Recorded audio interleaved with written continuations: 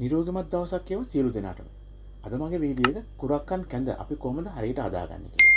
ඉතින් වීඩියෝ එකට යන්න කලින් කුරක්කන් කැඳවල තියෙන අපිට වාසිය මොනවද කියලා බලමු. මුලින්ම දියවැඩියාව ඇතිවීම පාලනය කරගන්න පුළුවන්. ඒ වගේම මාංශ පේශි වර්ධනය කරගන්න, රක්තහීනතාවය සමනය කරගන්න, අස්ථි ශක්තිමත් කරගන්න වගේ මලබද්ධය සමනය කරගන්නත් ඉවහල් වෙනවා. ඊට අමතරව ගර්භණී මව්වරුන්ට වගේම මානසික පීඩනය සමනය කරගන්නත්, සම පෝෂණය කරගන්නත් මේ කුරක්කන් කැඳ අපිට ගොඩාක් ප්‍රයෝජනවත් වෙනවා. එහෙනම් අපි වීඩියෝ එකට ගිහලා බලමු මේ වටිනා කියන කුරක්කන් කැඳ කොහොමද අපි හරියට හදාගන්නේ කියලා. මේ වීඩියෝ එකට යන්න කලින් ඔයාලා මාව subscribe කරලා නැත්නම් දැන්ම subscribe කරලා bell icon එක click කරලා තියාගන්න. එහෙනම් අපි යමු වීඩියෝ එකට.